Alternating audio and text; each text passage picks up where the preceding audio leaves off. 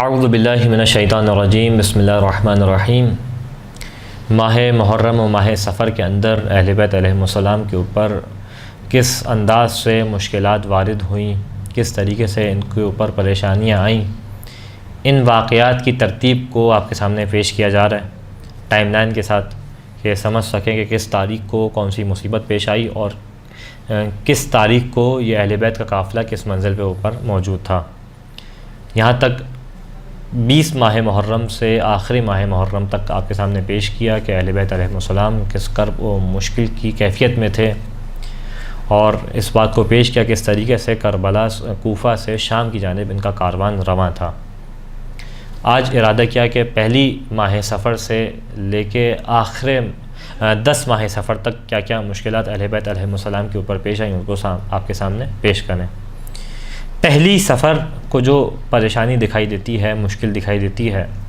وہ یہ کہ اہل بیت علیہم السلام کا قافلہ اس شہر کے اندر داخل ہوا کہ جس کی مشکل کو، جس کی پریشانی کو میرا مولا اپنی عمر کے آخری حصے تک گریہ کرتا رہا، کہ ہر مرحلے پہ جب بھی اپنے بابا کو یاد کرتے، کربلا کو یاد کرتے، تو زبان پہ ایک لفظ ہوتا، الشام الشام الشام۔ شام کے اندر اس کاروان کو داخل کیا گیا، اور کس کیفیت میں داخل کیا گیا کہ تاریخ بیان کرتی ہے کہ یزید نے حکم دیا کہ ابھی کاروان کو باہر روکا جائے، شہر کو سجایا جاتا ہے، یہاں تک کہ اپنے تخت کو سجوایا، اپنے دربار کو سجوایا، پھر شہر کو سجوایا، اور شہر کے اندر مکمل آرائش کا کام ہوتا تھا، ایسے کہ جیسے اس شہر میں کوئی بہت بڑی عید آئی ہو، کوئی بہت بڑا خوشی کا موقع ہو۔ شیشوں کا کام ہوتا تھا، خوبصورت قسم کے کپڑے جو ہے وہ پورے شہر کی گلی کوچوں میں ٹانگے جاتے تھے،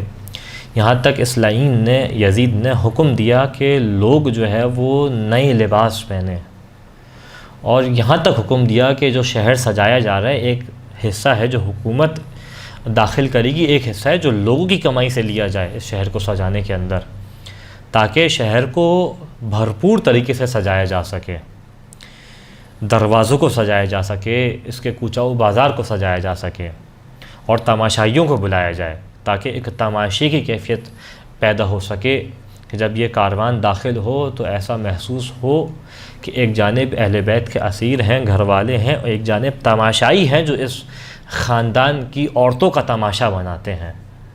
نعوذ باللہ من ذالک۔ یہاں تک جب کاروان کو شہر کے اندر داخل کیے جانے لگا تو مقتل بیان کرتا ہے کہ ام کلثوم بنت علی علیہ السلام، آپ نے شمر سے کہا کہ اگر ہو سکے تو ایک ایسے دروازے سے داخل کرنا کہ جس میں لوگوں کا نسبتاً ہجوم کم ہو، تاکہ داخل ہونے میں شاید کچھ جو ہے وہ پردے کا حفاظت ہو سکے۔ لیکن تاریخ بیان کرتی ہے اس لعین نے یہ بات سننے کے بعد باب سعہ سے داخل کیا، یعنی شام کا وہ دروازہ کہ جہاں پہ سب سے زیادہ لوگوں کا ہجوم تھا، سب سے زیادہ لوگ موجود تھے، اس دروازے سے داخل کیا۔ پھر مزید اس لعین نے کیا ظلم کیا کہ جیسے ہی شام کے اندر داخل کیا، داخل کرتے ہی فوراً حکم جاری کیا کہ سروں کو بیبیوں کے، سواریوں کے قریب کر دیا جائے۔ کس خاطر قریب کیا جائے؟ اس خاطر کہ سر نیزے پہ بلند ہوں گے، لوگوں کی نگاہ جیسے ہی کاروان داخل ہوگا سب سے پہلے سروں پہ پڑے گی، تو جیسے ہی نگاہ سروں پہ پڑے، سروں کے ساتھ فوراً جو ہے وہ نگاہ اہل بیت علیہم السلام کی بے پردہ عورتوں کے اوپر پڑے، نبی زادیوں کے اوپر پڑے کہ جن کے سروں پہ مکنا و چادر نہیں ہے۔ اس انداز سے شام میں داخل کرنا ہے ان کو۔ تاریخ بیان کرتی ہے کہ صحابی رسول سہل ساعدی کچھ کام سے شام سے باہر گئے، اور انہی ایام میں شام کے اندر داخل ہوئے پہلی سفر کو۔ کہتے ہیں میں حیران ہو گیا، شام کی کیا کیفیت ہے کہ پورے شہر کو دلہن کی طرح سجا دیا گیا ہے، اور ایسا لگتا ہے کہ کوئی بہت بڑی عید ہے، کہ ہر جگہ جو ہے وہ پردے لٹک رہے ہیں، شیشے کا کام ہے، آرائش بہترین قسم کی ہے۔ کہتا ہے مجھے سمجھ نہیں آیا، صحابی رسول ہیں سہل ساعدی، کہتے ہیں مجھے سمجھ نہیں آیا کیا مرحلہ ہے، میں تو شام کے رہنے والا ہوں، آج تو کوئی عید نہیں ہے۔ یہ کیا وجہ ہے کہ پورے شام کو اس طریقے سے سجایا جاتا ہے؟ تماشے والے موجود ہیں، لوگ تماشا دیکھنے کے لیے موجود ہیں، لوگوں نے نئے کپڑے پہنے ہوئے ہیں۔ کہتے ہیں مجھے سمجھ نہیں آیا۔ کہتے ہیں یہاں تک کہ ایک شخص سے میں نے پوچھا کہ یہ بتاؤ اے شیخ کیا وجہ ہے کہ اس طریقے سے شہر کو سجایا جاتا ہے؟ کہا جواب یہ لگتا ہے تم اس شہر میں نئے ہو۔ کہا میں نیا نہیں، خدا کی قسم میں صحابی رسول سہل سعیدی ہوں جو ایک سفر کے لیے شہر سے گیا تھا، اب میں واپس آیا ہوں اس شہر میں۔ کہتے ہیں کہ جن مناظر کو دیکھ رہے ہو، ان مناظر کو دیکھنے میں، اس شخص نے کہا سہل سعیدی کو، جن مناظر کو آپ دیکھ رہے ہیں ان مناظر کو دیکھنے کی حیرانگی نہیں ہے، حیرانگی تو یہ ہے کہ آسمان سے خون کیوں نہیں نازل ہوتا، خون کی بارش آسمان سے کیوں نہیں ہوتی، زمین کیوں نہیں پھٹ جاتی، اور جو کچھ زمین کے اوپر موجود ہے اس کو اپنے اندر کیوں نہیں لے لیتی۔ حیرانگی کی بات تو یہ ہے۔ کہتے ہیں یہ جو کاروان تم دیکھ رہے ہو کہ آج یہ اس بات کی خوشی مناتے ہیں کہ حسین ابن علی علیہ السلام کو عراق میں ان کے سر کو بطور ہدیہ پیش کیا جاتا ہے۔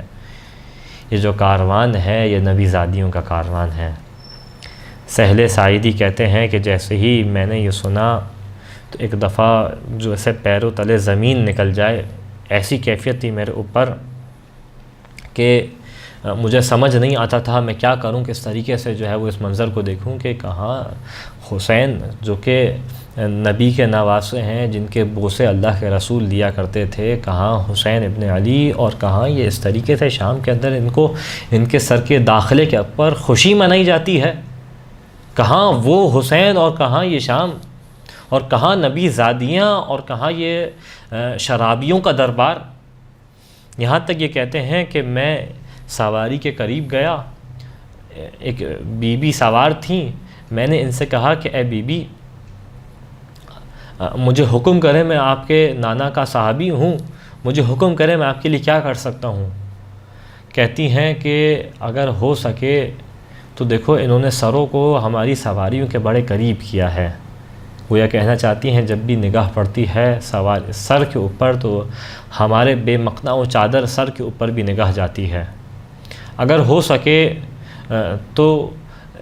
ان سے گزارش کرو کہ ان سروں کو، شہداء کے سروں کو ہم سے دور کر لیں۔ کہتے ہیں کہ میں لشکر والے کے پاس گیا جس نے سروں کو اٹھایا ہوا تھا، اس کو میں نے اپنی جانب سے درہم و دینار دیے،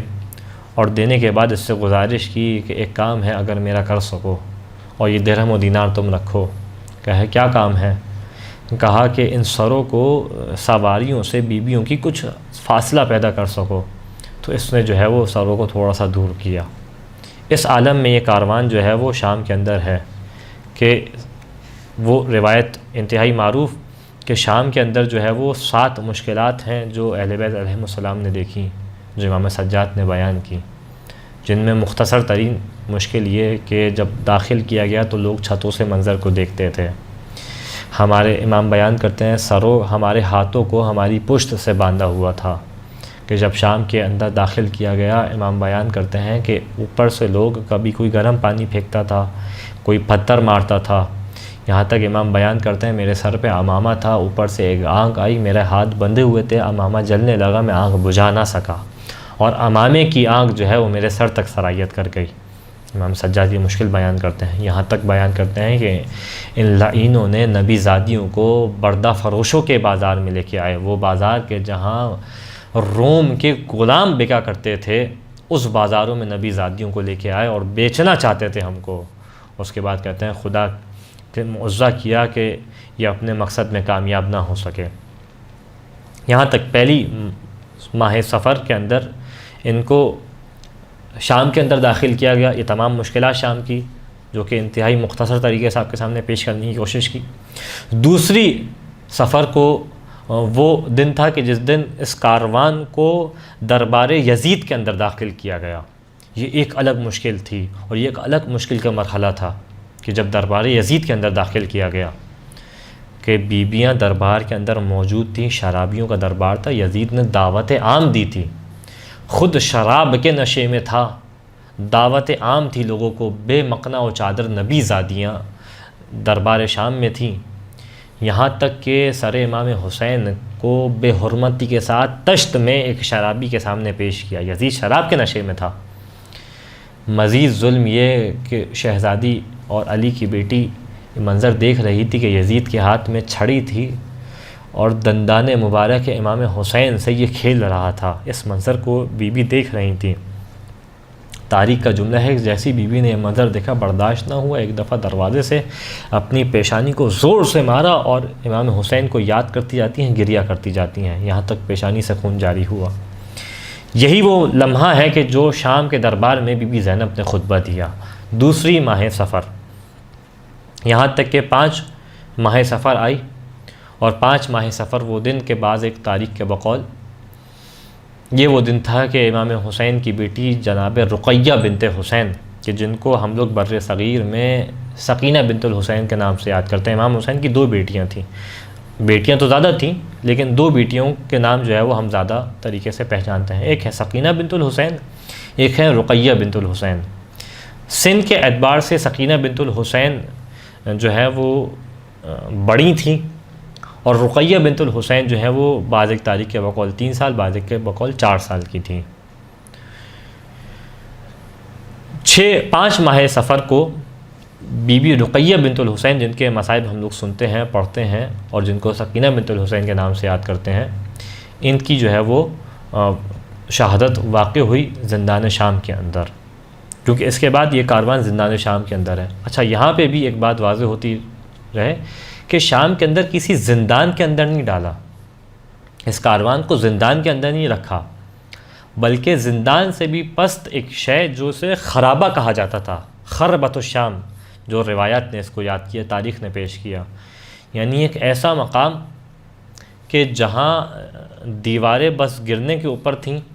اوپر چھت نہیں تھی، یعنی زندان بھی اس سے بہتر ہوا کرتا ہے۔ ایسے مقام پہ اس کاروان کو ٹھہرایا گیا کہ صبح ہوتی تھی تو دھوپ کی تپش ہوتی تھی جس سے بچوں کے چہرے جھلس جایا کرتے تھے، رات ہوتی تھی تو شدید سردی ہوتی تھی کہ یہ اہل بیت کے بچے، رسول زادیاں اور ان کے بچے ٹھنڈ سے ٹھٹر رہے ہوتے تھے۔ اس مقام پہ اس کو رکھا گیا، اور کوشش یہ تھی اس مقام پہ رکھنے کی، تاریخ بیان کرتی ہے وجہ یہ تھی کہ کسی طریقے سے کوئی ایسا حادثہ ہو کہ دیوار گر جائے اور جو ہے وہ نبی زادیوں کی اس دیوار گرنے کی وجہ سے جو ہے وہ شہادت واقع ہو جائے، لیکن خدا نے محفوظ رکھا۔ ہاں، باقی نبی زادیوں تو محفوظ رہیں، لیکن ایک بچی حسین کی جو 3 سال جناب رقیہ بنت الحسین اپنے باپ کو روتے روتے اس زندان میں گزر گئیں، مسلسل گریہ کرتی تھیں، مسلسل روتی تھیں، یہاں تک اس انداز سے روتی تھیں، اس طریقے سے گریہ کرتی تھیں کہ جب گریہ کرتی تھیں تو ظالم کے تماچے ہوتے تھے، کبھی تازیانے ہوتے تھے۔ اور یہ 5 ماہ سفر وہ دن تھا کہ جب اس شہزادی نے گریہ کیا تو اس لعین نے آپ کی مصیبت کو مزید بڑھانے کے لیے امام کے سر کو تشت میں رکھ کے آپ کے سامنے پیش کیا۔ جب سر کو پیش کیا گیا تو سر تشت کے اندر موجود تھا، محسوس ہوتا تھا جیسے کوئی کھانے کی چیز آئی ہو، لیکن بچی نے جب سر کے اوپر سے رومال کو ہٹایا تو کیا دیکھا؟ بابا کا سر ہے۔